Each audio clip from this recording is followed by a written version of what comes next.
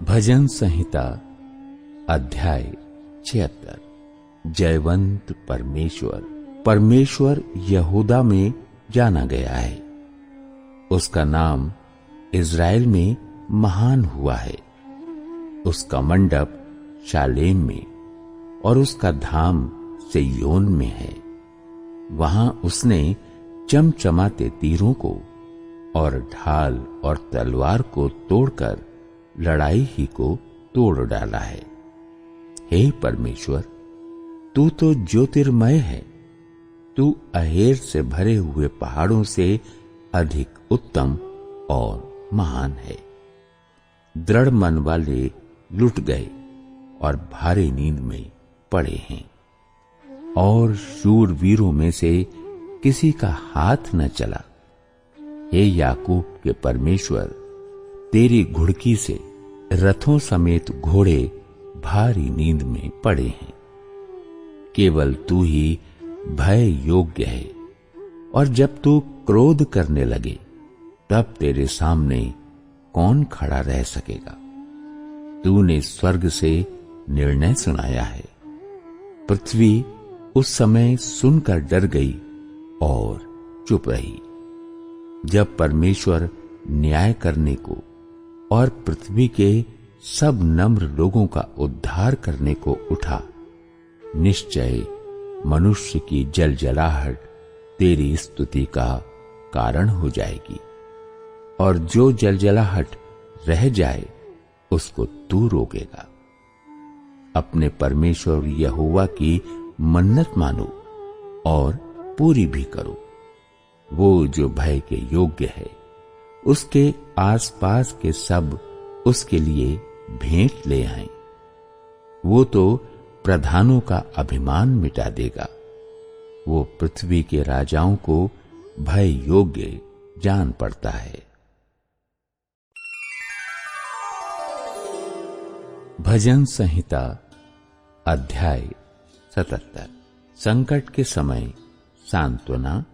मैं परमेश्वर की दुहाई चिल्ला चिल्ला कर दूंगा। मैं परमेश्वर की दुहाई दूंगा और वो मेरी ओर कान लगाएगा। संकट के दिन मैं प्रभु की खोज में लगा रहा। रात को मेरा हाथ फैला रहा और ढीला ना हुआ। मुझ में शांति आई ही नहीं। मैं परमेश्वर का स्मरण कर करके कराहता हूं। मैं चिंता करते करते मूर्छित हो चला हूं। तू मुझे झपकी लगने नहीं देता। मैं ऐसा घबराया हूं कि मेरे मुंह से बात नहीं निकलती। मैंने प्राचीन काल के दिनों को और युग युग के वर्षों को सोचा है। मैं रात के समय अपने गीत को स्मरण करता और मन में ध्यान करता हूं, और मन में भली भांति विचार करता हूं। क्या प्रभु युग युग के लिए छोड़ देगा और फिर कभी प्रसन्न न होगा? क्या उसकी करुणा सदा के लिए जाती रही? क्या उसका वचन पीढ़ी पीढ़ी के लिए निष्फल हो गया है? क्या परमेश्वर अनुग्रह करना भूल गया? क्या उसने क्रोध करके अपनी सब दया को रोक रखा है? मैंने कहा, यही तो मेरा दुख है कि परम प्रधान का दाहिना हाथ बदल गया है। मैं याह के बड़े कामों की चर्चा करूंगा। निश्चय मैं तेरे प्राचीन काल वाले अद्भुत कामों का स्मरण करूंगा। मैं तेरे सब कामों पर ध्यान करूंगा और तेरे बड़े कामों को सोचूंगा। हे परमेश्वर, तेरी गति पवित्रता की है। कौन सा देवता परमेश्वर के तुल्य बड़ा है? अद्भुत काम करने वाला परमेश्वर तू ही है। तूने देश देश के लोगों पर अपनी शक्ति प्रकट की है। तूने अपने भुजबल से अपनी प्रजा याकूब और यूसुफ के वंश को छुड़ा लिया है। हे परमेश्वर, समुद्र ने तुझे देखा, समुद्र तुझे देखकर डर गया, गहरा सागर भी कांप उठा। मेघों से बड़ी वर्षा हुई, आकाश से शब्द हुआ, फिर तेरे तीर इधर उधर चले।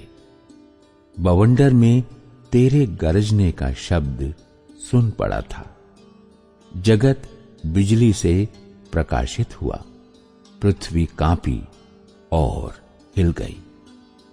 तेरा मार्ग समुद्र में है और तेरा रास्ता गहरे जल में हुआ, और तेरे पांवों के चिन्ह मालूम नहीं होते।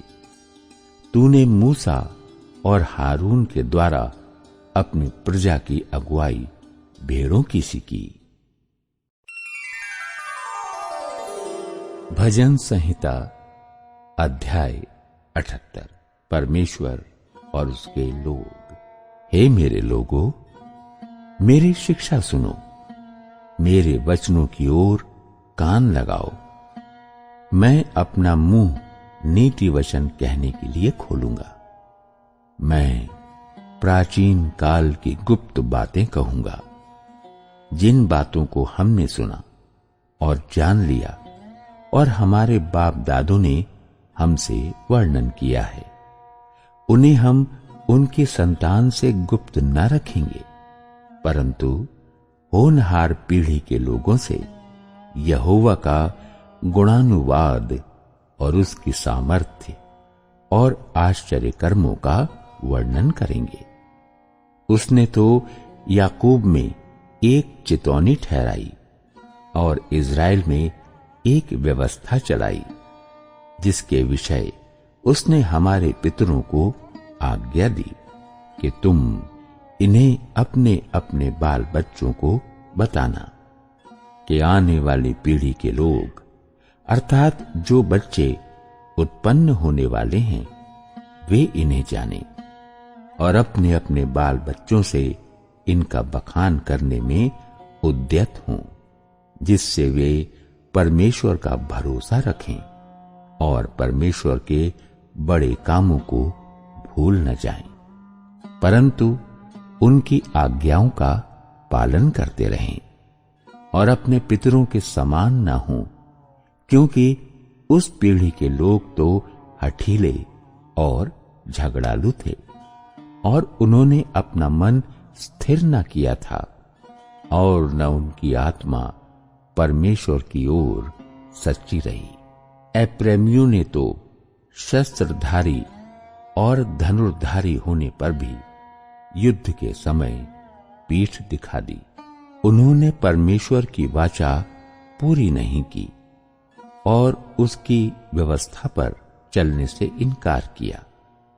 उन्होंने उसके बड़े कामों को और जो आश्चर्य कर्म उसने उनके सामने किए थे उनको भुला दिया।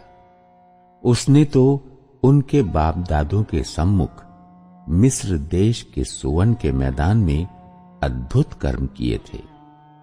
उसने समुद्र को 2 भाग करके उन्हें पार करा दिया और जल को ढेर के समान खड़ा कर दिया। उसने दिन को तो बादल के खंभे से और रात भर अग्नि के प्रकाश के द्वारा उनकी अगुवाई की। वो जंगल में चट्टाने फाड़कर उनको मानो गहरे जलाशयों से मनमाना पिलाता था। उसने चट्टान से भी धाराएं निकाली और नदियों का सा जल बहाया, तो भी वे उसके विरुद्ध अधिक पाप करते गए और निर्जल देश में परम प्रधान के विरुद्ध उठते रहे। अपनी चाह के अनुसार भोजन मांगकर मन ही मन परमेश्वर की परीक्षा की। वे परमेश्वर के विरुद्ध बोले और कहने लगे, क्या परमेश्वर जंगल में मेज लगा सकता है?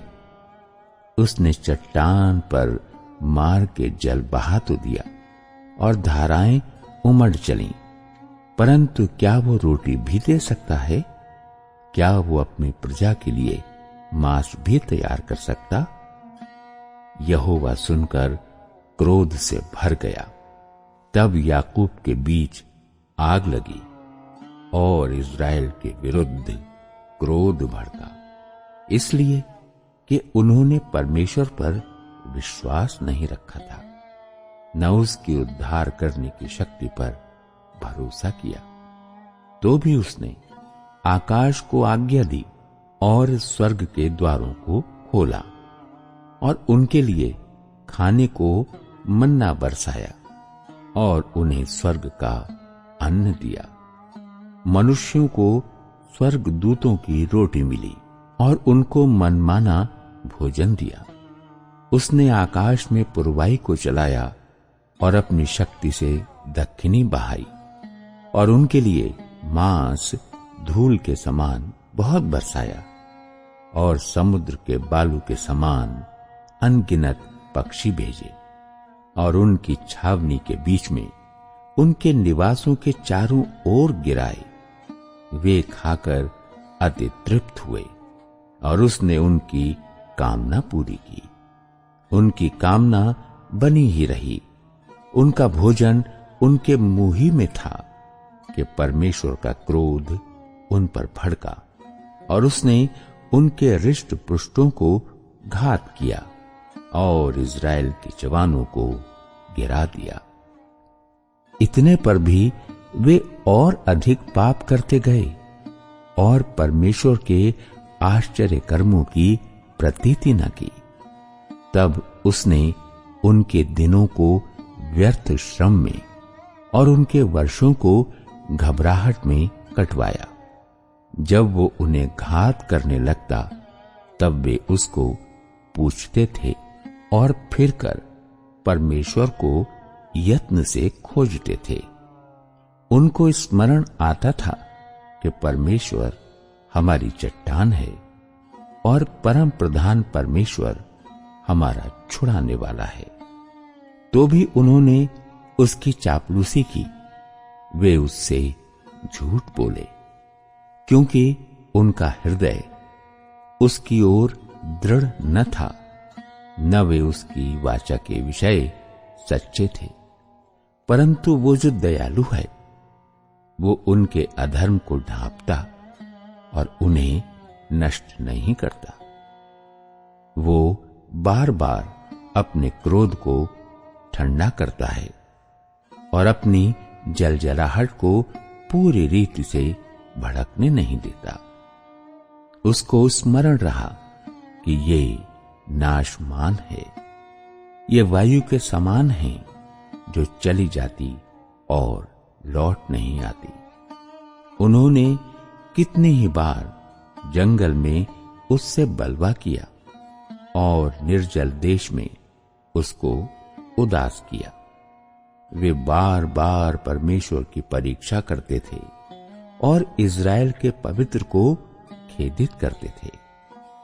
उन्होंने न तो उसका भुजबल स्मरण किया, न वो दिन जब उसने उनको द्रोही के वश से छुड़ाया था कि उसने कैसे अपने चिन्ह मिस्र में और अपने चमत्कार सुवन के मैदान में किए थे। उसने तो मिस्रियों की नदियों को लहू बना डाला और वे अपनी नदियों का जल पी न सके। उसने उनके बीच में डांस भेजे जिन्होंने उन्हें काट खाया और मेंढक भी भेजे जिन्होंने उनका बिगाड़ किया। उसने उनकी भूमि की उपज कीड़ों को और उनकी खेतीबाड़ी टिड्डियों को खिला दी थी। उसने उनकी दाख लताओं को ओलों से और उनके गूलर के पेड़ों को बड़े बड़े पत्थर बरसाकर नष्ट किया। उसने उनके पशुओं को ओलों से और उनके ढोरों को बिजलियों से मिटा दिया। उसने उनके ऊपर अपना प्रचंड क्रोध और रोष भड़काया और उन्हें संकट में डाला और दुखदाई दूतों का दल भेजा। उसने अपने क्रोध का मार्ग खोला और उनके प्राणों को मृत्यु से न बचाया, परंतु उनको मरी के वश में कर दिया। उसने मिस्र के सब पहिलौठों को मारा, जो हाम के डेरों में पौरुष के पहले फल थे, परंतु अपनी प्रजा को भेड़ बकरियों के समान प्रस्थान कराया, और जंगल में उनकी अगुवाई पशुओं के झुंड की सी की। तब वे उसके चलाने से बेखटके चले, और उनको कुछ भय न हुआ, परंतु उनके शत्रु समुद्र में डूब गए। उसने उनको अपने पवित्र देश की सीमा तक, इसी पहाड़ी देश में पहुंचाया, जो उसने अपने दाहिने हाथ से प्राप्त किया था। उसने उनके सामने से अन्य जातियों को भगा दिया, और उनकी भूमि को डोरी से माप माप कर बांट दिया, और इज़राइल के गोत्रों को उनके डेरों में बसाया। तो भी उन्होंने परम प्रधान परमेश्वर की परीक्षा की और उससे बलवा किया, और उसकी चितौनियों को न माना, और मुड़कर अपने पुरखाओं के समान विश्वासघात किया। उन्होंने निकम्मे धनुष के समान धोखा दिया, क्योंकि उन्होंने ऊंचे स्थान बनाकर उसको रिस दिलाई, और खुदी हुई मूर्तियों के द्वारा उसमें से जलन उपजाई। परमेश्वर सुनकर रोष से भर गया, और उसने इज़राइल को बिल्कुल त्यज दिया। उसने शीलो के निवास अर्थात उस तंबू को, जो उसने मनुष्यों के बीच खड़ा किया था, त्याग दिया, और अपनी सामर्थ्य को बंधुआई में जाने दिया, और अपनी शोभा को द्रोही के वश में कर दिया। उसने अपनी प्रजा को तलवार से मरवा दिया, और अपने निज भाग के विरुद्ध रोष से भर गया। उनके जवान आग से भस्म हुए, और उनकी कुमारियों के विवाह के गीत न गाए गए। उनके याजक तलवार से मारे गए, और उनकी विधवाएं रोने न पाईं। तब प्रभु मानो नींद से चौंक उठा, और ऐसे वीर के समान उठा, जो दाख मधु पीकर ललकारता हो। उसने अपने द्रोहियों को मारकर पीछे हटा दिया, और उनकी सदा की नामधराई कराई। फिर उसने यूसुफ के तंबू को तज दिया, और एप्रेम के गोत्र को न चुना, परंतु यहूदा ही के गोत्र को, और अपने प्रिय से योन पर्वत को चुन लिया। उसने अपने पवित्र स्थान को बहुत ऊंचा बना दिया, और पृथ्वी के समान स्थिर बनाया, जिसकी नींव उसने सदा के लिए डाली है। फिर उसने अपने दास दाऊद को चुनकर भेड़शालाओं में से ले लिया। वो उसको बच्चे वाली भेड़ों के पीछे पीछे फिरने से ले आया, कि वो उसकी प्रजा याकूब की अर्थात उसके निज भाग इज़राइल की चरवाही करे। तब उसने खरे मन से उनकी चरवाही की, और अपने हाथ की कुशलता से उनकी अगुवाई की। भजन संहिता अध्याय 79। देश के छुटकारे के लिए प्रार्थना। हे परमेश्वर, अन्य जातियां तेरे निज भाग में घुस आईं। उन्होंने तेरे पवित्र मंदिर को अशुद्ध किया, और यरूशलेम को खंडहर बना दिया है। उन्होंने तेरे दासों के शवों को आकाश के पक्षियों का आहार कर दिया, और तेरे भक्तों का मांस वन पशुओं को खिला दिया है। उन्होंने उनका लहू यरूशलेम के चारों ओर जल के समान बहाया, और उनको मिट्टी देने वाला कोई न था। पड़ोसियों के बीच हमारी नाम धराई हुई। चारों ओर के रहने वाले हम पर हंसते और ठट्ठा करते हैं। हे यहोवा, तू कब तक लगातार क्रोध करता रहेगा? तुझ में आग की सी जलन कब तक भड़कती रहेगी? जो जातियां तुझको नहीं जानती और जिन राज्यों के लोग तुझसे प्रार्थना नहीं करते, उन्हीं पर अपनी सब जलजलाहट भड़का, क्योंकि उन्होंने याकूब को निगल लिया और उसके वास स्थान को उजाड़ दिया। हमारी हानि के लिए हमारे पुरखाओं के अधर्म के कामों को स्मरण न कर। तेरी दया हम पर शीघ्र हो, क्योंकि हम बड़ी दुर्दशा में पड़े हैं।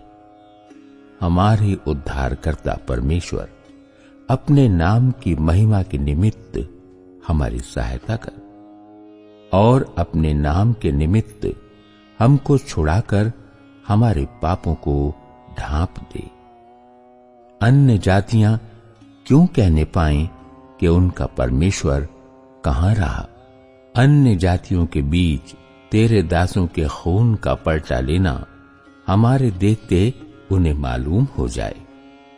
बंदियों का कराहना तेरे कान तक पहुंचे। घात होने वालों को अपने भुजबल के द्वारा बचा। हे प्रभु, हमारे पड़ोसियों ने जो तेरी निंदा की है, उसका 7 गुना बदला उनको दे।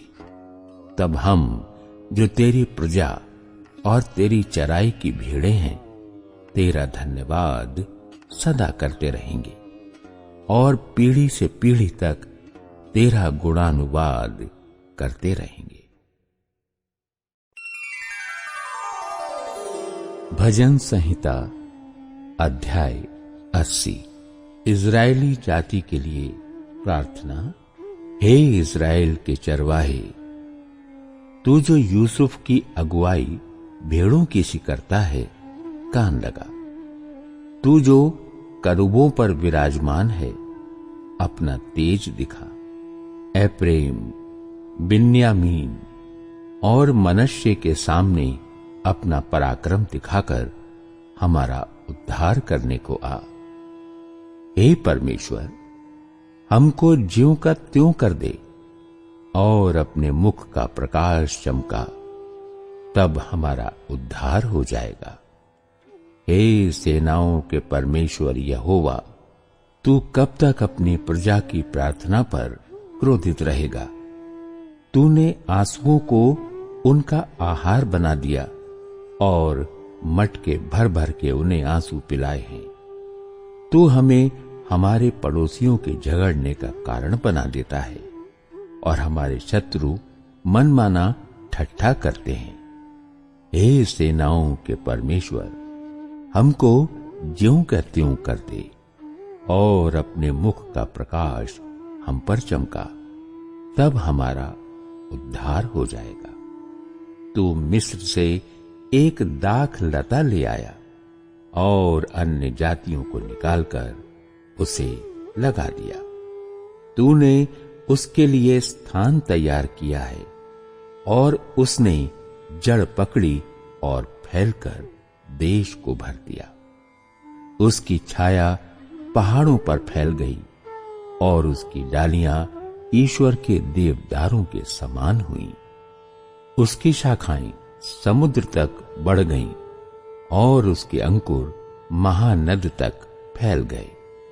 फिर तूने उसके बाड़ों को क्यों गिरा दिया कि सब बटोही उसके फलों को तोड़ते हैं? जंगली सुअर उसको नष्ट किए डालता है और मैदान के सब पशु उसे चर जाते हैं। हे सेनाओं के परमेश्वर, फिर आ, स्वर्ग से ध्यान देकर देख और इस दाखलता की सुधि ले। ये पौधा तूने अपने दाहिने हाथ से लगाया और जो लता की शाखा तूने अपने लिए दृढ़ की है, वो जल गई, वो कट गई है। तेरी घुड़की से वे नष्ट हो जाएं। तेरे दाहिने हाथ के संभाले हुए पुरुष पर तेरा हाथ रखा रहे, उस आदमी पर जिसे तूने अपने लिए दृढ़ किया है। तब हम लोग तुझसे न मुड़ेंगे। तू हमको जिला और हम तुझसे प्रार्थना कर सकेंगे। हे सेनाओं के परमेश्वर यहोवा, हमको ज्यों का त्यों कर दे और अपने मुख का प्रकाश हम पर चमका, तब हमारा उद्धार हो जाएगा।